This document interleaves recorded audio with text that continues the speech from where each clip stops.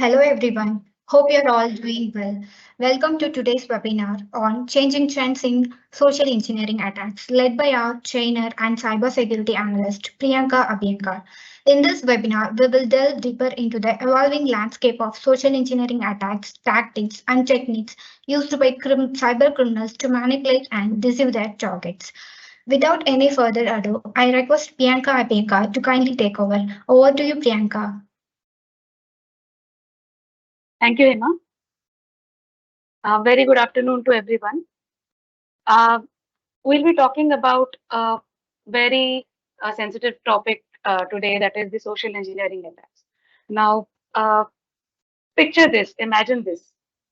We often imagine cyber criminals as some mysterious hooded figures hunched over a keyboard. But the truth is far more concerning. Now, let me walk you through a story. Meet Alex, an ordinary tech-savvy individual having a brilliant life. Uh, as usual, Alex is just sipping a coffee at his favorite cafe when he receives a message on his smartphone. And it is from a familiar name, his colleague. Say, let's call her Sarah. Okay. And it reads, "Hey, Alex, can you do me a favor? Click this link. It is an important document. Would appreciate your inputs on it." Alex, as usual, eager to help, clicks the link. What he never thought that he would start a huge chaos by doing this seemingly very innocent action. So this brings me to our topic today, that is social engineering and its changing trends. So we'll be having a look at what exactly social engineering means, how attackers make it happen, some age-old techniques that have been used over the years, some technology-forward techniques that are being used these days, uh, some popular incidents that have made history, and how we can safeguard ourselves in this changing environment. So, what exactly is social engineering, right? So, social engineering is basically a form of manipulation and deception that is used by individuals or cyber criminals to trick or to manipulate or to deceive people into revealing confidential or sensitive information, performing actions or making decisions that normally they would not do, or normally what are not in their best interest. This technique relies on exploiting human psychology and trust rather than relying solely on technical means to compromise the security. Now, tricking users into divulging sensitive information is not new to this world of technology. Rather, it is increasingly being used and sophisticated day by day. The only thing that has changed in the method of attack is really the method of attack or the stories that are used to obtain the information, and the sophisticated attacks from organized groups. According to a survey, it accounts nearly for 98% of the attack vectors of the cyber attacks. Now, it is basically characterized by attackers compelling the victims into divulging sensitive information by either pretending to be a known person or a legitimate entity. Nearly 70% of data breaches tend to start with phishing or with social engineering attacks, right? So basically, how do the cyber criminals play with this? So basically, social engineers rely and play with human psyche to get their job done. So social engineering is a major problem because unlike software, there is no patch for human emotions. The most common emotions that are exploited in social engineering are greed to get something more than you already have, or to get something better than you already have, or a sheer want of being obedient to a senior, or empathy or helpfulness, kindness, which are a normal human tendencies. A sense of urgency, fear, or panic will always deter people from thinking rationally. Imagine someone calling you up and saying that a near and dear one met with an accident or is facing some serious problems. What is going to be uh, your first reaction to it? So, curiosity, while it can be great for learning and innovation, it can also be preyed upon to get into or get you into doing things that you normally wouldn't. Also, another kind of very commonly used technique is flattering someone over their vanity, which also gets people to give into helping people without realizing that they are being manipulated. Um, we do face milder versions of social engineering, but I wouldn't call them as attacks really. Um, Most of us may have been manipulated into buying something that we never decided to, but you were convinced into thinking that you really needed that new model of phone or a dress that was really expensive, but they convinced that it was as if just it was made for you. Now, that being said, the success of social engineering depends on on the attacker's ability to build trust or a sense of relationship and a guarantee of satisfaction that they convince the victim will feel. Uh, for social engineering attacks to be successful, there are some common skills that a social engineering or a social engineer or an attacker really needs to have. Social engineering or social engineers tend to be very skilled at communication.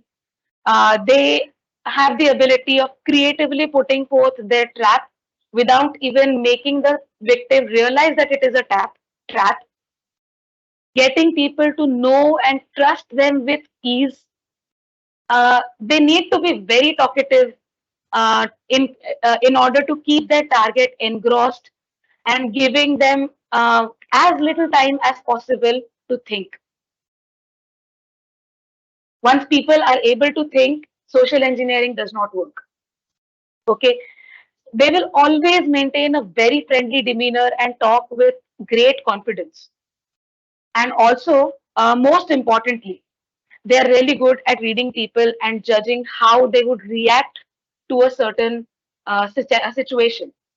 This is what actually makes them uh, put forth their trap or make a convincing trap which will guarantee success of that victim, guarantee success of that victim being or getting trapped into that plant. Okay, now how does this exactly go about? So social engineering basically first begins with investigation. The more you know your target better, the better and convincing traps you can lay. So basically, social engineering begins with investigation. This is the first stage or the initial stage where the attackers will identify their victims, spot them, gather some relevant background information about them so that they are able to generate some good stories and set some convincing traps and try to generate some appropriate attack strategies. The second step is the hook. This is where the victim uh, is deceived by the attacker to get a good foothold in his target system. So this is where actually they whip up a good convincing story and engage with with the victim, generate trust with them, establish a relationship with them. So basically at this stage, the goal is to gain a strong foothold and trust with the target. Like for an example, I have done a background study about you. I can send you a phishing attack or a phishing email that plays with your psyche and tricks you into downloading something and installing a malware on your machine. So once this is what my hook will be. Now, once this is done, the next phase, that is the play, comes into picture. Now, once I have compromised the victim's system or a machine, I will execute the attack further to with an intent of disrupting the business network, or to expand the access, or to leak some sensitive business information, or modify the system such that I'm able to maintain the access to the network for a very long time. The last and the final step is exiting. That is, I want to close the interaction, ideally without arousing any suspicion. So basically, I want to exit the network without leaving any traces, or without arousing any suspicion, and making it look like it comes to an end, or this all this charade, all this drama comes to an end naturally. So this is how a successful social engineering attack will go. Now, there have been many techniques that have been used successfully or engaged over the years successfully to trick people into giving out critical and confidential information. Now, the very first technique, and a very common technique that is used, is phishing. Now, with social engineering, an attacker may pretend to be uh, a corporate executive or a bank executive, or may try to pose as a familiar person to trick the victim into sending money or clicking on a link and entering his credentials. Phishing basically is a type of social engineering attack which is normally used to steal user data, or such as login credentials or credit card numbers. Now, it normally occurs when an attacker posing as a trusted entity dupes a victim into opening an email or text messages. The recipient, once he opens that message or mail, is tricked into clicking a malicious link, which can lead to installation of a malware or freezing the system, in case if it is something like a ransomware that was installed, or revealing sensitive information and causing a data theft or a data leakage, or having the data sold on the dark web. Right now, let's take this one for an example. Now, if you look at it closely, this is a spoofed email that appears to be from a domain called myuniversity.edu. It is a mass distributed email to as many faculty members as possible. The email basically claims that the user's password is about to expire in the next 24 hours, and they have given some instructions uh, to go to myuniversity.edu /renewal. This is the link that they will be using to reset their password within the next 24 hours. Now, basically, what this email does is it plays with the emotion of urgency or fear or panic. Just thought that your account is going to get freezed or account is going to get frozen after 24 hours, and you won't be able to access some important information on your university network, is enough for anyone to stop thinking and do as directed. Right now, once someone clicks on this link, there are many things that are possible for the attacker to do. So basically, this the user is directed to a bogus page that may appear exactly like a renewal page, where both he'll be asked to enter both the new and the existing passwords. Okay, now creating exact lookalike of the page is very easy. We have tools that can clone websites within minutes, right?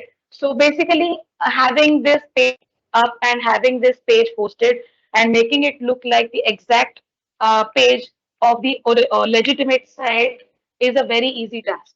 And with AI in picture, it's all the more easy. Now, the attacker, after this, the user visits this this link. The attacker can be monitoring the page or hijack the original passwords to gain access to secured or restricted areas on the university network, or the user is sent to the actual password renewal page, but while he is being redirected to the next page, a malicious script could be activated in the background to hijack the user's session cookie. This can lead to a cross-site scripting attack, which gives the attacker a privileged access into the university network. Now, the next or some more types of phishing attacks can be wishing or smishing. Basically, these are brothers of phishing only. So, wishing stands for voice phishing, and smishing is SMS phishing. So basically, attackers here use text messages and voice changing software to to send an SMS or to robocall users. The messages normally promise some gifts or services in exchange for a payment. Or if you look at this example, the user can be tricked into saying that your iPhone or your phone has been linked to some of the website. Do you want to actually allow this access, or do you want to localize it? So once the user clicks on this link, the further attack vectors, as we discussed earlier, could be either the um, possibilities are endless. What a user could do, or what an attacker could do once the link is clicked upon. So these are some common techniques that the attacker employs for doing wishing or smishing. Now, wishing and smishing has actually evolved a lot and has become a lot more dangerous in these days with AI technologies. Now, the next kind of attack is the baiting. Now, you must have come across common clickbaits when you watch YouTube or Snapchat or Instagram reels. uh, the thumbnail looks something else, and what you actually view after, or when what the content you actually get after that, is something totally different. This is what baiting or clickbaits mean. So it is very common for attackers to promise some prizes or some money in exchange for a small payment.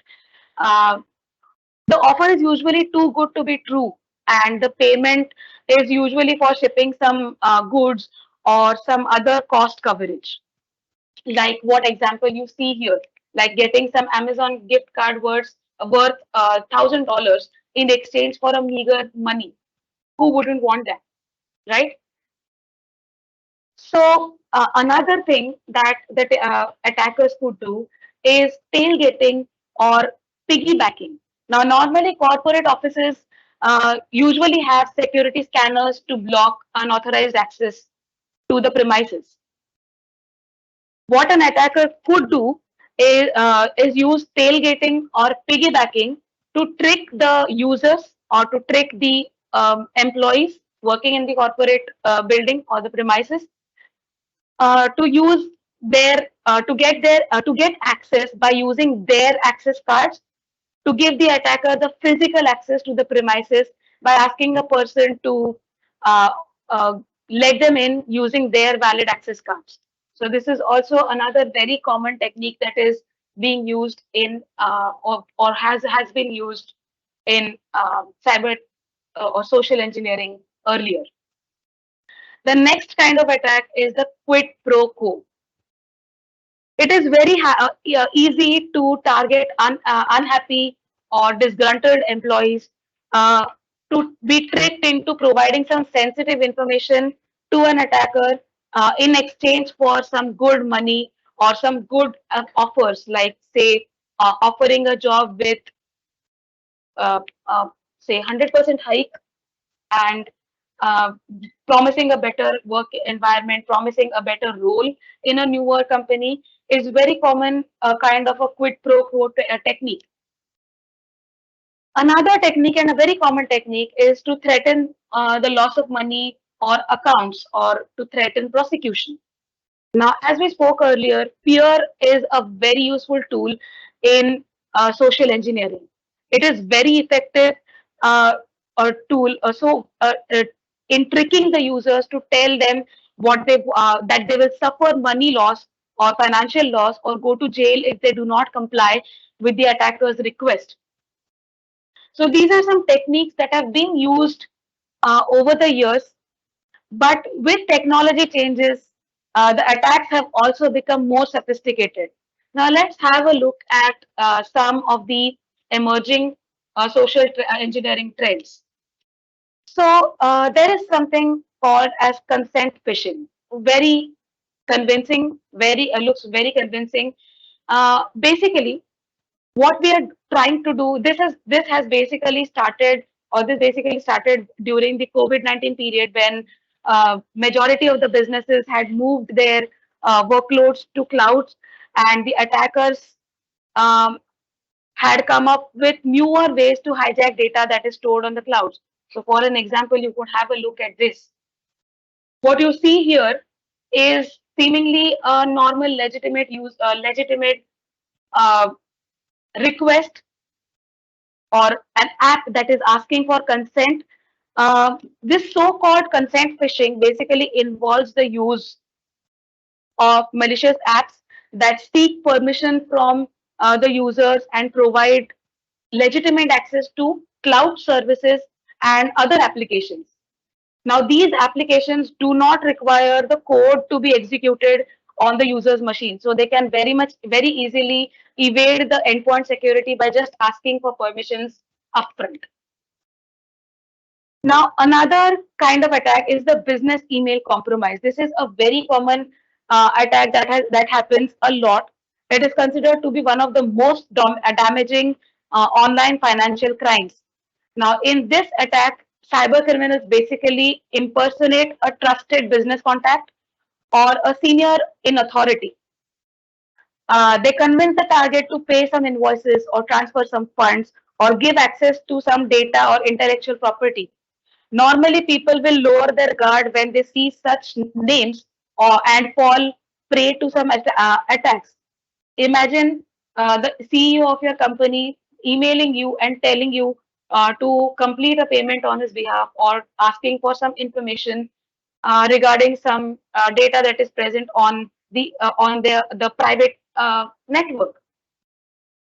Nobody would want to not comply with the CEO of the office, right? So basically, currently, the average cost of this BEC attack is almost estimated to be somewhere around $8 lakh. And according to a Gartner report, BEC will continue to double every year, almost reaching $5 billion by the end of the year to its victims. Now, there is something even more convincing, which is called as the deep fakes. Now, deepfakes are very convincing AI generated media. This often involves manipulating videos or audio recordings. Now, you may have come across a video, uh, or where Mark Zuckerberg brags about having total control of billions of people's stolen data, or a video of Barack Obama that had been viral claiming or calling names to Donald Trump, right? So basically, they are created using machine learning algorithms that can alter or replace the original content with the fabricated material. A machine learning model is basically trained on the data set of real audio or video footage. Now, this model basically will learn the patterns and gestures and speech of the subject, and it can regenerate new content by altering the actual original source and making it look like someone is saying or doing something that they actually never did. Now, let's take a look at a short video.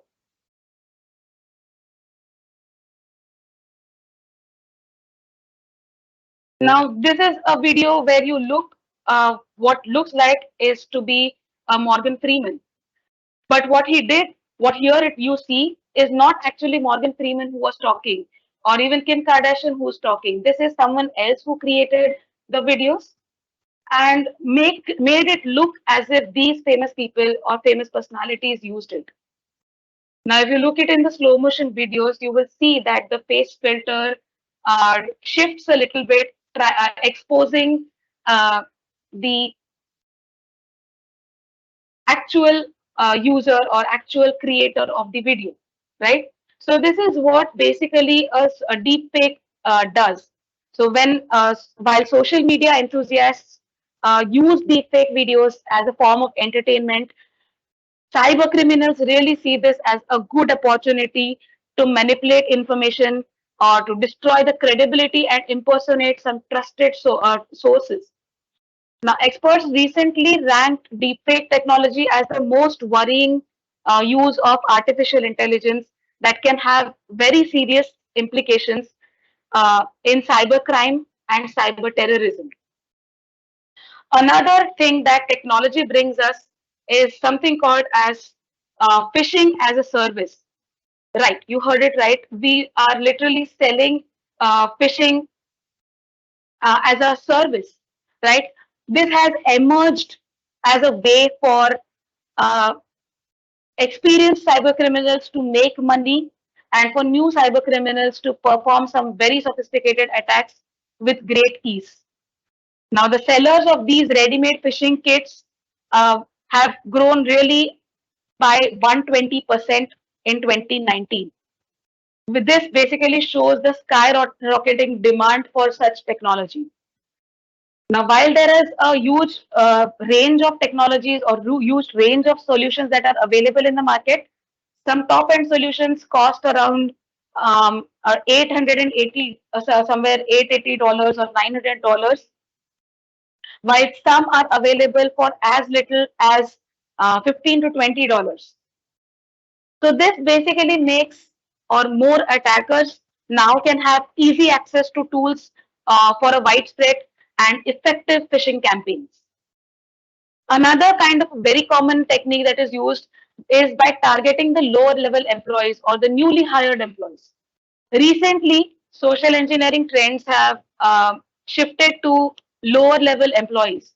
Now, normally, executives and finance departments may have the most to lose in the attack, but cyber criminals have started targeting lower level employees on the other teams as well.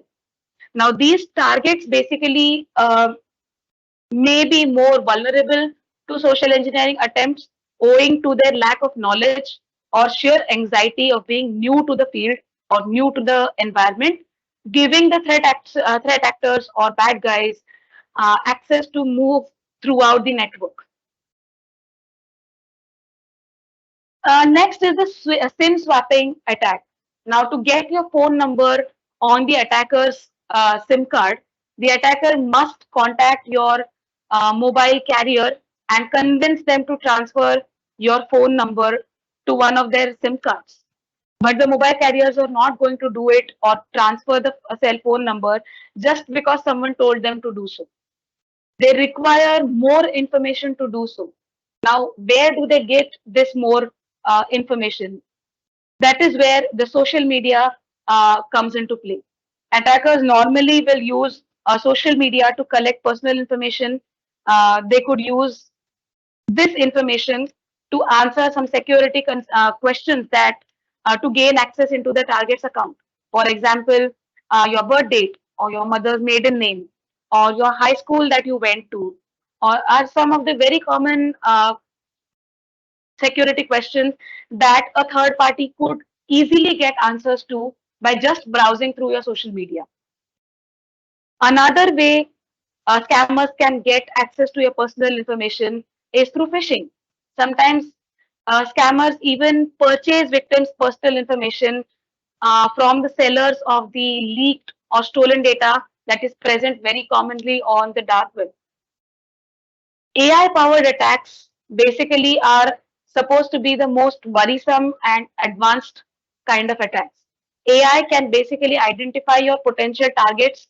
They can determine most effective way for a social engineering attack by analyzing the vast amount of data that is readily available, which increases the likelihood of success. Now, tools like ChatGPT, it is very common. So attackers can use these tools to draft extremely sophisticated mails, uh, which do have proper grammar and spelling corrections properly in place. Earlier, you could easily identify phishing emails by just looking at the grammar that was used in the phishing emails, right?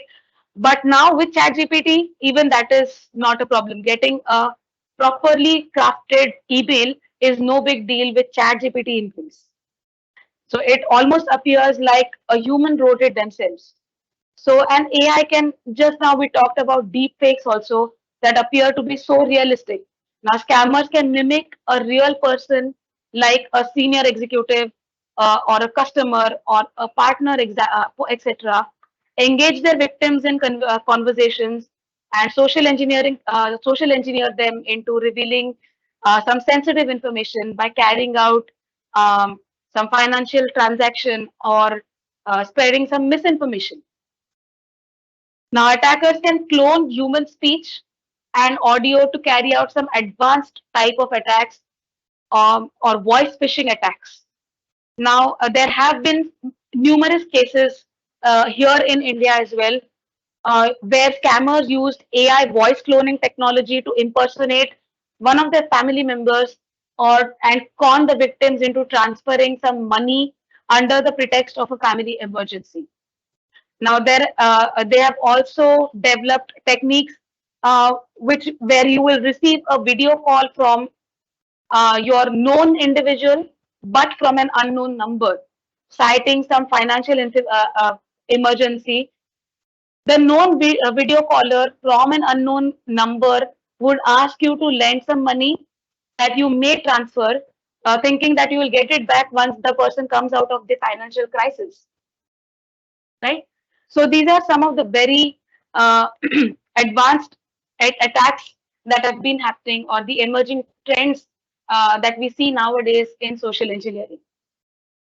There have been various incidents in the history that have made history in social engineering. Let's look at some real world examples. So the first one you see here is Kevin Mitnick. He was a very famous hacker who passed away in July 2023.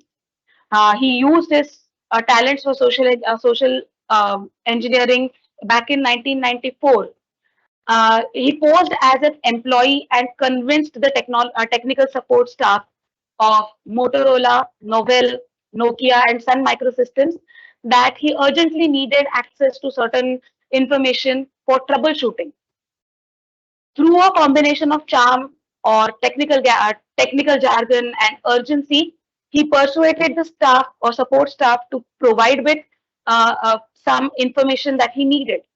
Now, with this sensitive information or sensitive technical details, Kevin Mitnick very easily gained unauthorized access to the internal systems and exploited the vulnerabilities that he had learned about.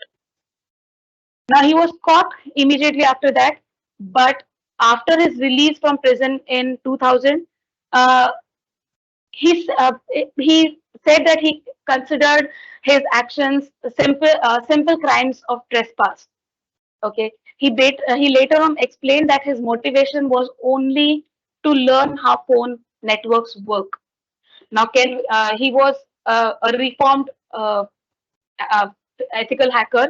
Later on, he used his ethical hacking skills and became one of the very respected and sought after security consultant and author. Another very famous social engineering attack was of Microsoft 365 phishing scam, which has happened in April 2021. So in April 2021, security researchers discovered a business email compromise scam that tricked the recipients into installing a malicious code on their device. Now, how this exactly worked? The target first received a blank email with the subject line uh, about a price revision.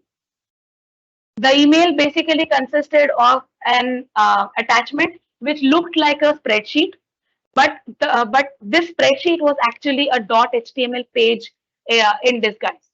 Now, after opening this HTML page, the target was redirected to a website containing the malicious code. The code then triggered a pop-up notification telling that the users have been logged out of their Microsoft 365 and inviting them to re-entering their login credentials.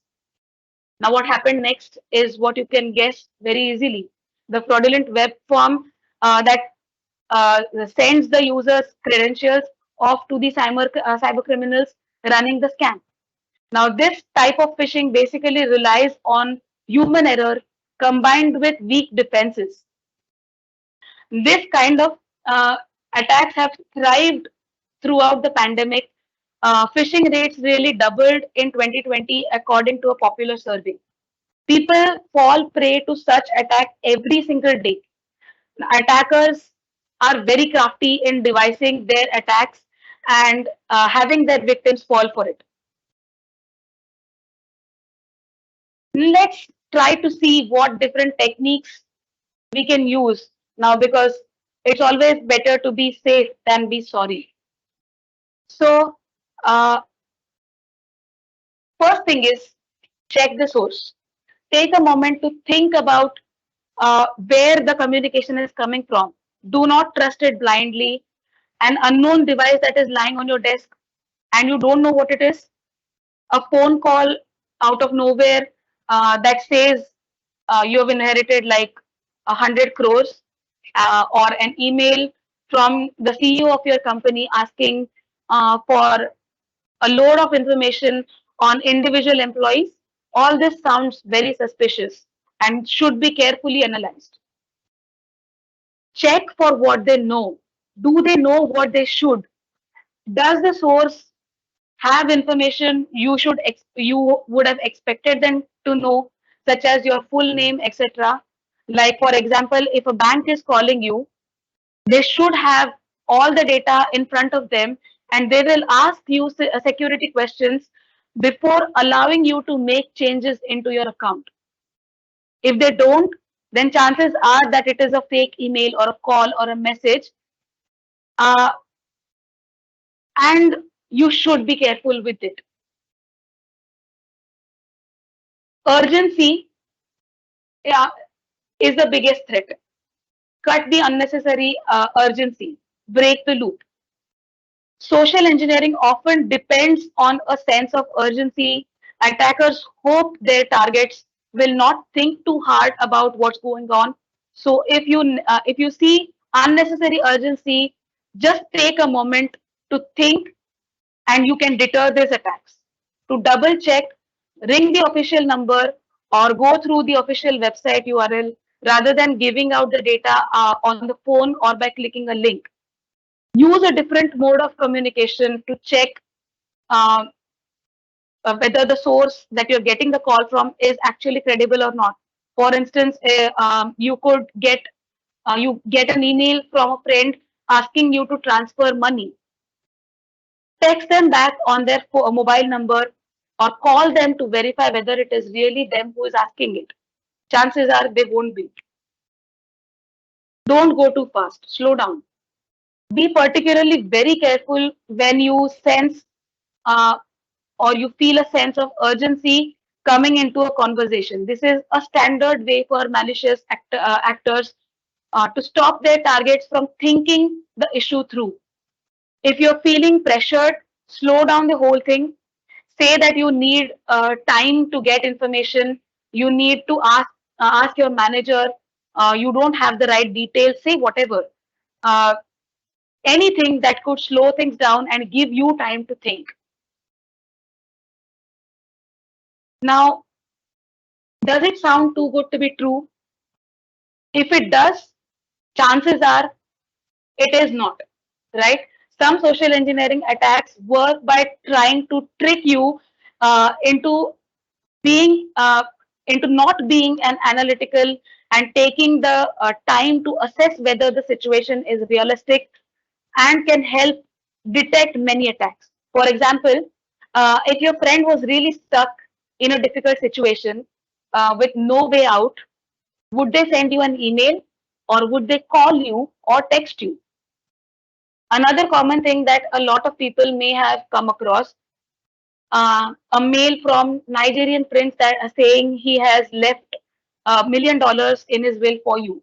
Why would a Nigerian prince leave $1 million for you in his will? Right?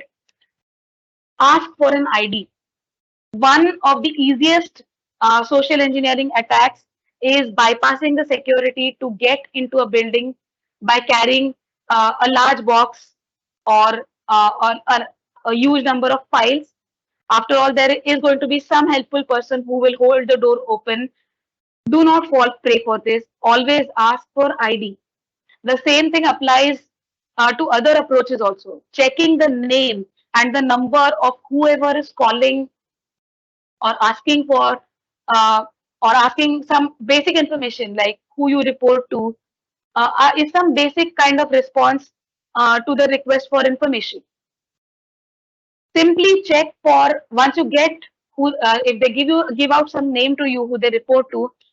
Simply do a check on the professional network such as LinkedIn to corroborate whether whatever information that they've given to you is actually true or not.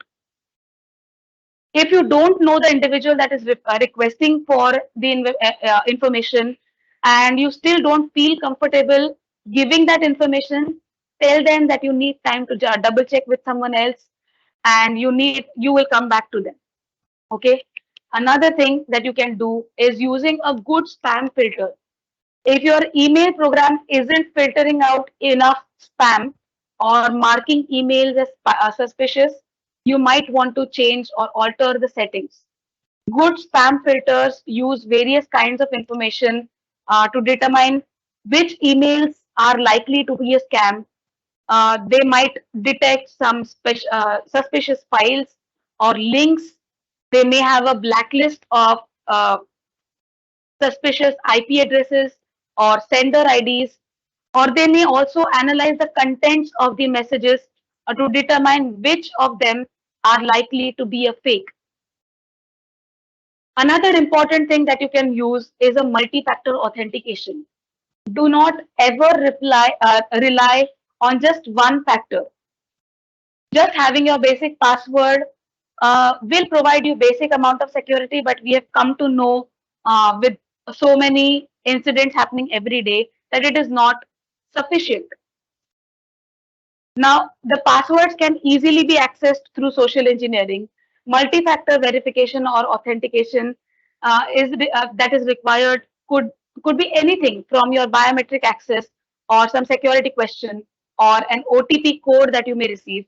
It could be anything. It could just make or add to some level of complexity to the attack, right? When you're trying to visit some websites, do check for SSL certificates. Encrypting data, emails, or communication ensures that even if the hackers intercept your communication, it is difficult to decipher that information, if not impossible. This can be achieved by obtaining some SSL certificates from trusted authorities. Always verify the site which asks you to enter some sensitive information. To verify the website's authenticity, check the URLs that you are using, go through the URL, See if that URL starts with an HTTPS. Go through the URL very carefully, because there have been incidents where the URL looks exactly similar to the authenticated or the legitimate URL, but there is some minor change that is made inside the URL, which allows or which makes it very unnoticeable to the common user's eye. So first thing is to notice for HTTP and HTTPS.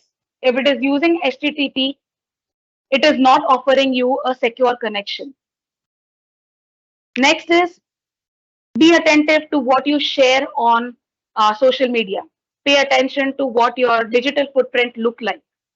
Oversharing your personal details on online on social media can give these cyber criminals more information to work with.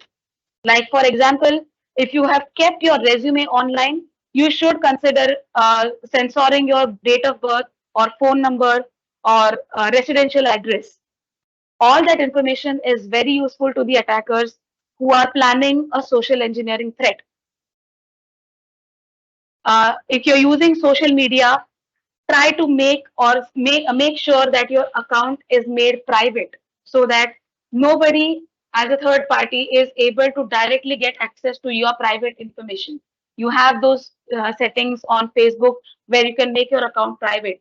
Make use of the security settings that are given to you by various websites or applications that you use every day.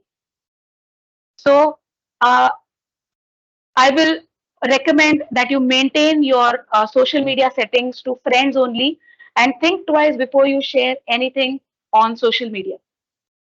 Another thing that will work for organizations or someone who owns a company or anyone in general is to write a policy and back it up with good awareness training. A policy is just a written statement. It doesn't mean anything if people don't follow it, and people will only follow it when they know about it. For awareness training to be truly effective, it requires complete coverage of all the employees. In many instances, actually, it is seen that call centers do not have the complete awareness training programs. This is where data theft or data leakage uh, happens, and can be avoided by by giving or paying attention to the awareness trainings that are done for the employees company wide. Now, thousands of dollars spent on security mechanisms can be rendered useless if people are not adequately trained. So, uh, in a world of technology that is constantly evolving, so are the threats. Stay informed about the latest developments in cybersecurity. As you encounter media online, whether news or whether personal content, maintain a critical mindset, verify the sources, and remain vigilant. Uh, Share your knowledge about deepfakes with about technology with others. Awareness is a very powerful defense against deception. I just like to give you things to ponder upon, things to think about. Now, consider the ethical implications of technology and use it responsibly. Think about the importance of educating yourself and others to use the digital landscape very safely. As technology advances, what steps should we take to protect our digital identity and privacy? So I leave this for you to think about and really make good of what you learned today, and apply the safety techniques or safety mechanisms, and be safe when you're using internet day to day. I open the forum for questions if there are any.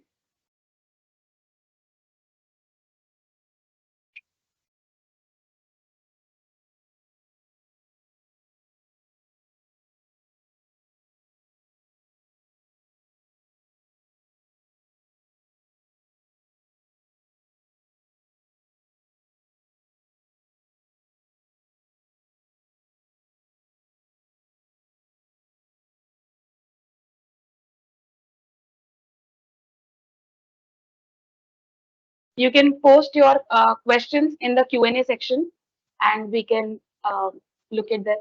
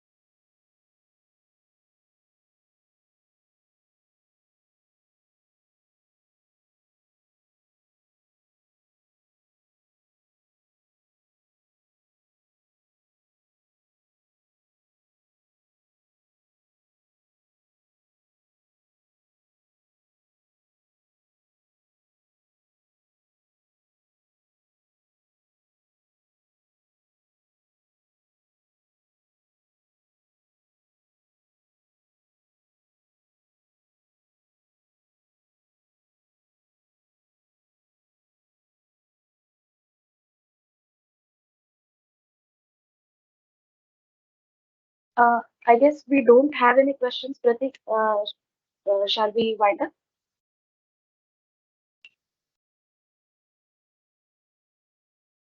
Just 1 second, I guess. Yeah, we have one question. So we have Okay. published it. Okay.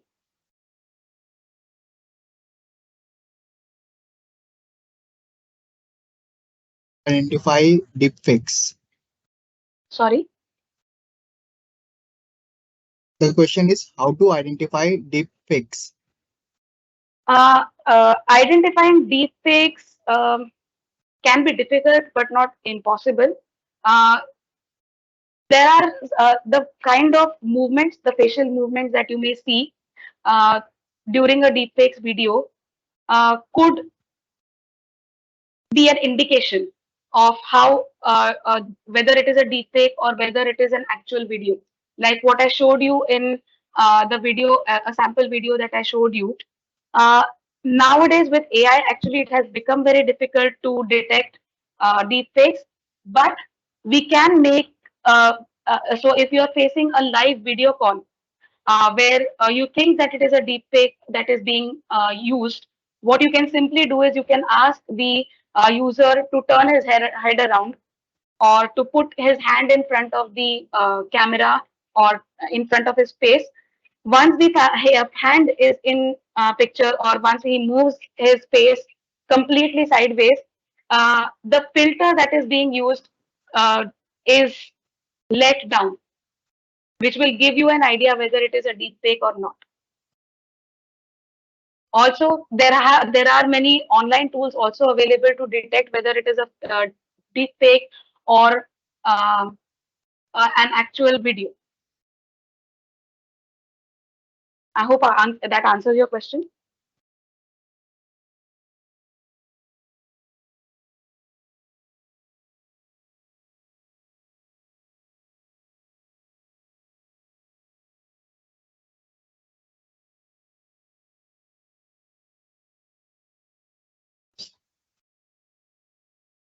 There are no more questions, so we can proceed to wind up the session. Okay. Thank you everyone for being a patient audience and listening through the session. Uh, all the best for your future endeavors. Thank you so much. Thank you so much, Thank you, Priyanka. Priyanka.